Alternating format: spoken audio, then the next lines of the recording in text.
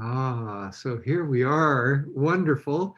I'm afraid we're keeping Kaira Jewel up late tonight. She's in Sri Lanka, and what a jewel she is. I'm sure that's been said many times about her. But it's really been wonderful getting to know Kaira Jewel these last few months. We're participating in what's called Mindful Engagement 2020, where we're looking at both issues of activism and issues of mindfulness and how do we bring them together. She's had a most amazing life, but also has really developed, as you can tell instantaneously almost when you meet her, something special inside of her from that life. She joined a monastery, Thich Nhat Hanh's monastery, in her 20s, and spent 15, 16 years, something like that, in the monastery. And then she chose to come out.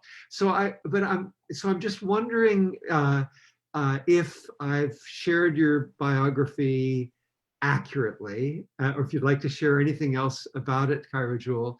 And I'm curious those are tremendous choices, huge choices, and really unusual. And I'm wondering something about how you made them and what you got from that, from Sure. taking that on. Yeah. Sure. Welcome. Well, thank you. Yeah, thank you. Thank you, first of all, for having me here. It's lovely to be getting to know you through the mindful engagement, and I'm just appreciating this space that you're sharing with me.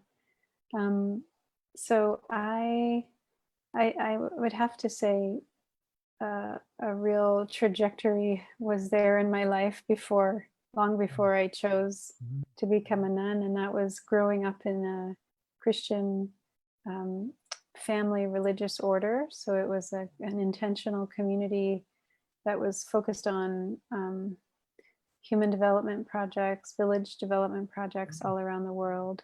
So my parents and my family and my whole community, we were probably 1,000 people throughout the globe in the 70s, 80s.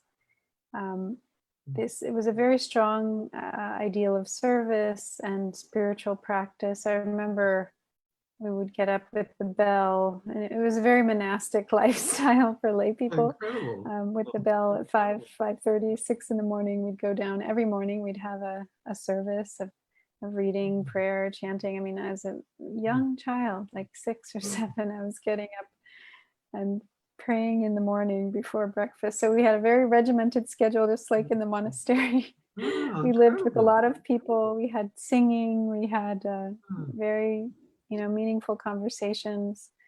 So there was a kind of a structure around me that I think, and there was really this sense of a buffer between us and society at large. So it was totally a different way of growing up than in a nuclear family.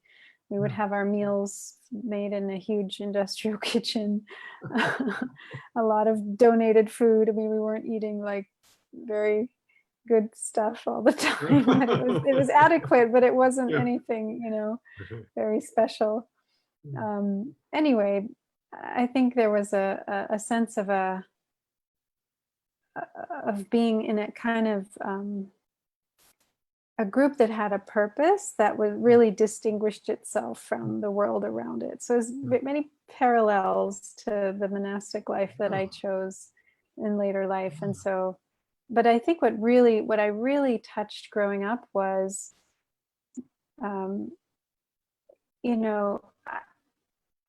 I recognized I had a real thirst for spiritual understanding and meaning, and the experience of being held within a community. So I was longing for that ever since we left that community when I was 14.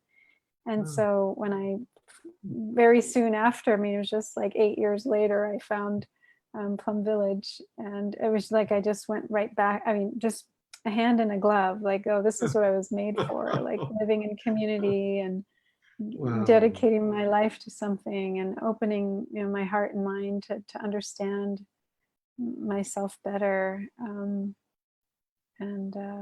of course, meeting Thich Nhat Hanh, having a teacher, that was really significant. Just I hadn't really had that in my life in that powerful way up until then. But the format of living in a community that was, had a really conscious purpose, and that was sort of taking itself outside of the normal world, was somehow that was what I had really been looking for, because it was what I knew from growing up. I was some people in my community growing up called themselves child monks, so that's how they felt about it. So I'm curious, in that period of time, and clearly the meeting with Thich Nhat Hanh must have been extraordinary and must have had echoes as you went through the years with him. I'm wondering, as you look back now, having exited the community, but still so much of it is clearly inside of you. It's not like you abandoned all of that. What has come through that is extraordinary, that you'd like to share that?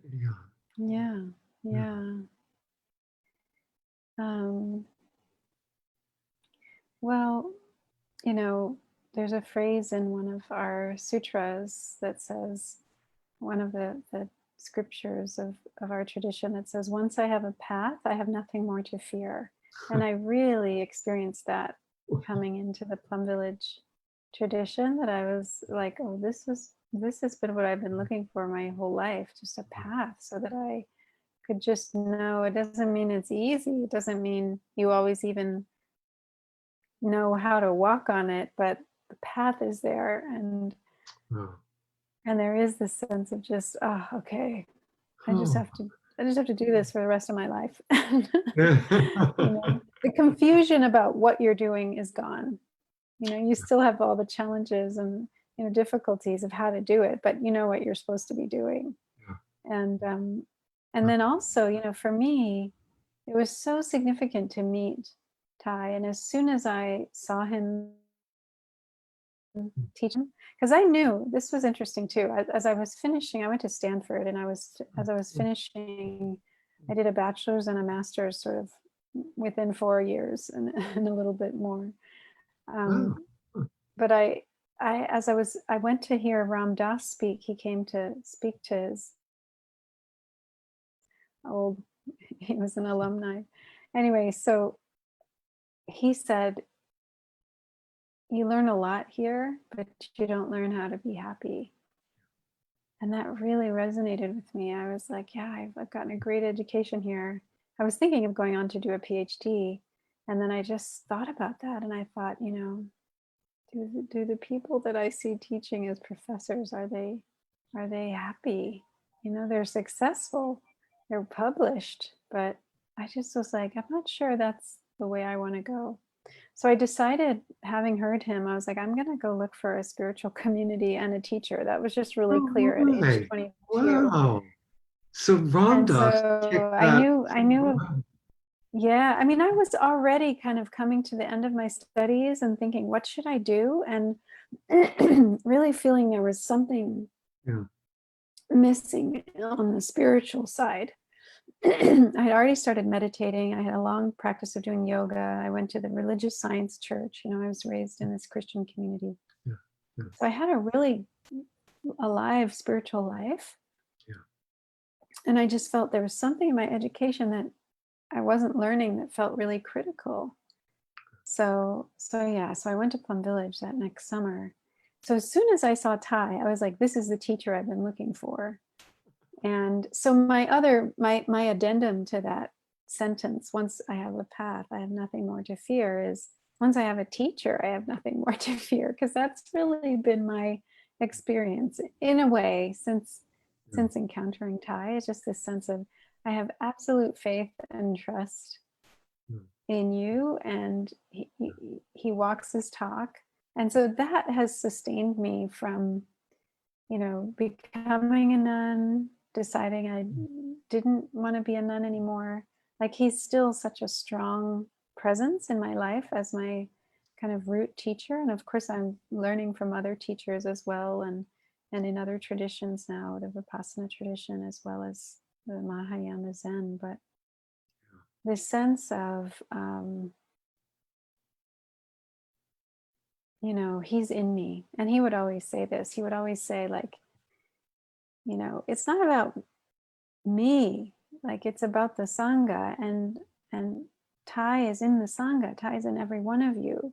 And so he would really encourage us to trust that we were his continuation, and that no one person was going to replace him, because we were all already doing his, doing what he did on his, like carrying out his message. And I always appreciated that it wasn't about a one person succeeding him. It was about each of the hundreds, thousands of us, monastic and lay students, just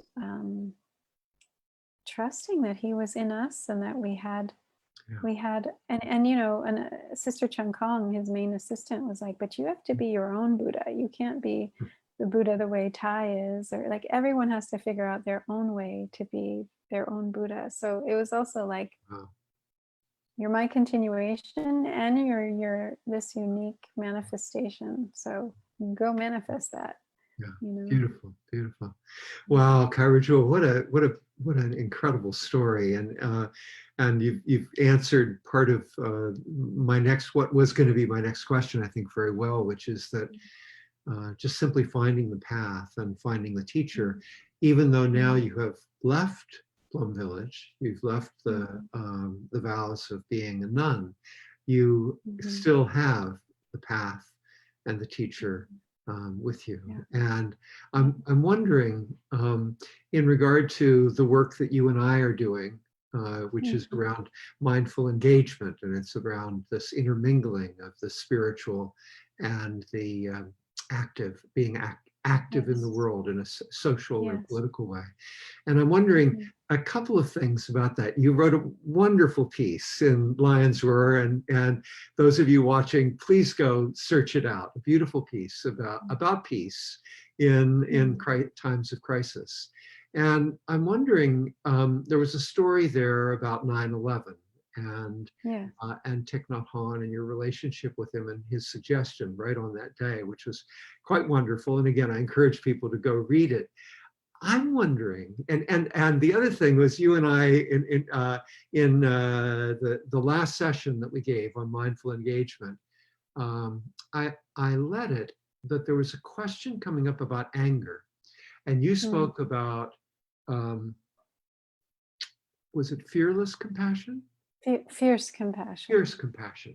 And I had a number of people have communicated with me about it, said that was such a wonderful term that Kaira Jewel used. So what I'd like to do is to frame all of this into a question, which is, here we are in a time where, if we don't have the crisis inside us and immediately around us, we're constantly reading about, we may be in a bubble of safety and of peace and even of practice, and yet what we're reading, what we're communicating, what we're hearing are horrible things. More and more deaths, more and more people sick. We're reading about the horrors of the disease inside the human body and how much people are suffering in the midst of that experience. We're reading about how contagious it is, and how if we were to get it, we then become an agent, really, of that contagion. And then we're also reading about both acts of heroism and courage, but also acts of incompetence. And particularly, many of us feel that leadership in many places has been sorely lacking and has led to many more illnesses and many more deaths, and much now economic destruction, much more than needed to have happened, perhaps. So what I want to do is come back to this term fierce compassion, to your experience of peace in crisis and your reflections on that. Given all of that that's thrown at us every day, we wake up and we go to sources of news again, partly to see how can I be safe? How can I help Yeah. others? What, how do you address the powerful feelings, the urges, the blames that come up, the rage? Yeah. How do you think about all of that? How Yeah. do you work with that with your practice? What can you tell us Yeah. and teach us? Yeah. Yeah. Thank you for that question. Um, I think the first thing I would say is none of our feelings should be judged or suppressed, or, there's nothing wrong with any of the feelings that are arising in us. We just need to be aware of them, because the feelings are one thing, but then how we respond to them is another. On their own of themselves, there's nothing wrong with any feeling that arises in our mind. Now, if we write a hateful email because we're feeling rageful, that's different. That has an impact on us, on other people.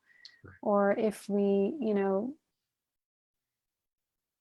decide to stay in bed for hours because we're full of anxiety or sadness or depression, and we don't eat, we don't take care of ourselves, Mm, mm, that has an impact. So how we respond to the emotions is another thing. So if we can be aware of what's coming up in our minds and be caring towards ourselves, and notice that this is what's here, and how can I make space for it, how can I be with it, like accompany it, basically, like adult supervision should be should be there at all times. Then we have choices that are available to us, right? And so the first thing is to just welcome what our experience is, and to when we do that, we're not going to be pushed by it. We're not going to be as caught up in reactivity around it, and we can move through these emotions with some kind of grace, even the really difficult ones. I was listening to John McCransky, a Tibetan teacher. He was saying the root of all fear is the fear of our emotions. So if we're mindful, we know we don't need to be afraid of any of our emotions. So that's the first piece. And then in terms of how we relate to the real suffering that is all around now, just like we don't want to judge any of our own emotions, we lose a lot of energy if we resist the reality around us.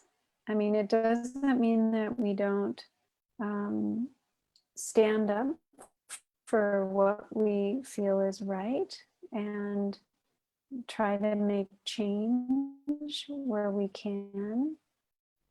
I just signed a document today that's being sent out to the Buddhist community at large about encouraging all of us to get involved on getting out the vote for the November elections, encouraging Buddhists to volunteer, to be poll workers, to encourage measures to create absentee ballots, absentee voting possible, like whatever we have within our purview to do, we should do it, right? And the things that we can't change, just as it doesn't help to judge our emotions, because they're here, they're the reality, and they'll be much more workable if we give them space and kindness. With things in the world like poor leadership and tragic poor choices of priorities, what people are prioritizing in leadership, I mean, of epic proportions. We only have so much energy in a day. If we use that getting rageful and blaming and judging the people in power who are misusing their power, we don't have much energy left to make, to call our relative who has the virus, to take care of our own health, to keep our immune system strong, to be responsive to what's happening in our community. So it's a huge drain on our energy. It doesn't mean that we don't need to stay informed, but again, here is the situation, what's my response to it? That's always two different things, and those are always two things that we want to be aware of. Like, here is what's happening in the world, what's my response to it? Am I losing all of my energy? Am I getting drained by trying to fight this and push it away? And or can I see this and see the tragedy of it? I mean, part of it is, I think this is such an important time to notice the strength and power of mindfulness practice. Part of it is we just need to get bigger to hold what's happening, because this is like nothing we've ever experienced before. I mean, I have a dear friend and mentor, Satish Kumar. He's 84. He's like been around 84 years. Nothing like this has ever hit in this way, the human family. And so just taking that in, like, okay, this is traumatic for everyone in some way. So, and I'm not saying that everyone's having the same experience. That people are saying we're all in the same boat. This is affecting people in very different ways according to our privilege and, access to healthcare and access to basic, human necessities, which is very unequal in our country and many countries. Anyway, but the looking at how we choose to use our energy, that yes, we need to know what is happening, and we need to make decisions about what's the most effective way for us to push things in the way they need to go, or influence things. And it really has to do with being able to make space inside of us for our own emotions, so that we're not reactive to what's happening, so that we can see clearly, we're not avoiding, we're not looking away, but we're also not losing our sense of our own empowerment. As much as all this is out of control, we still have a lot of say over our own minds and how we are going to engage. And each person that's able to encounter their own fear with compassion, and remove a little bit of that stickiness of resentment, of blame, of feeling disempowered, that is a gift to the whole. That lightens up the whole. It makes more things possible on a collective level when we're each taking care to see, how am I contributing to this, even energetically. So Kaira Jewel, I know it's late at night where you are in Sri Lanka, and I thank you so much for taking this time with us. And perhaps my final question you've answered already in your responses, both to finding the path, finding the teacher, finding the Sangha, the community, and then how we engage in a time of crisis. But the question that I've been posing really wherever I go the last couple of years is, and gathering groups and wrestling with this question, is how can we arrive at what I call a golden civilization, one that does not have corruption, that does not find its way into endless wars, and that has vitality and vibrancy for people, and kindness at its root, and equality, and all of these things. How can we establish that? How can we find that And my challenge that I'm putting out is within a generation, to make this happen within a generation. So if we have this short time frame, what do we need to do? What do you see with all of your experience? And of course, you were just part of a conversation where you saw many people with spiritual practice speak out as to what they saw. I don't know if you have any reflections on that as well, but what do we need to do? Yeah.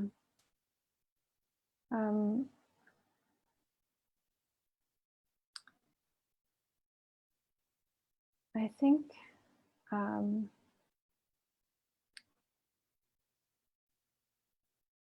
it's important to have faith that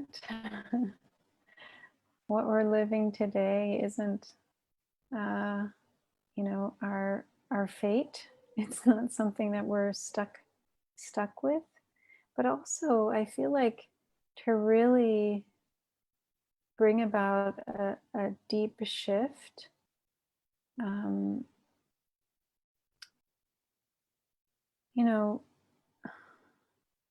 it's the mud and the lotus imagery, metaphor. Like a lotus grows on mud, the mud of suffering. So a golden civilization grows on precisely the mud of what we are in now. So it's like, how do we take the suffering that is all around and use it to awaken? How do we go into the places we want to avoid, individually and collectively? It's not about, to me, it's not about transcending or getting into some other world or creating something else. Like, okay, this really isn't going to work, what we're doing right now. I mean, it does have an expiration date. So it's not like, we'd want to try to preserve this, but we want to try to learn from, I mean, there's extremely potent, fertile lessons in, this endless war culture, this extractive culture, this patriarchal, white supremacist, all of these things are fibers of the same cloth. And, I think a golden civilization is about waking up to the, we have to go in. The only way out is in. Each of us has been programmed to keep this kind of society going. So we need to figure out what it is in us that keeps us believing this is the way we have to do things. I mean, Trump, that's the collective consciousness manifesting. That's not one person. That was decades in the making. Absolutely. Yeah. So, yeah, so golden civilization has to be like seeing clearly what has brought about what we have right now, so that we can tell a different story. Because it's only when we change at the level of our imaginations about what's possible that something else can manifest. It's all, the world comes from our mind. That's what the Buddha said, right? It's with our minds that we create the reality. If we change it in our minds, it will change outside. I just one last thing. The book Sapiens, that book. So he says this critical thing that changed all of history for Homo sapiens was what distinguished them from the other Homo erectus groups that were on the planet at that time was their ability to harness the collective imagination and they could get many more people of Homo sapiens variety working together than any other group could. And the way they could do that was by tapping into the collective imagination. So this sense of a nation, that's a fiction. A company, that's a fiction. Those things don't exist in actual reality, right? So I find that just a very important, it's a historical, evolutionary reality So we need to use that now to imagine, to know that something else is possible. A different story is possible. Beautiful. Beautiful. And of course, as you know, the first thing we do in the Golden Civilization work is gather together in a collective, in a group, and imagine what would it look like? What does it feel like? What is it? And then move from that to action. Yeah. I want to say this has just been marvelous. I've learned so much, Kaira Jewel. I feel, and so much depth that you have still for me to learn from. I really am enjoying our connection. And I want everybody to know that Kaira Jewel is going to be, well, first of all, you should go to her sites, her websites, and her Facebook site, and you'll see a variety of things that she's going to be doing.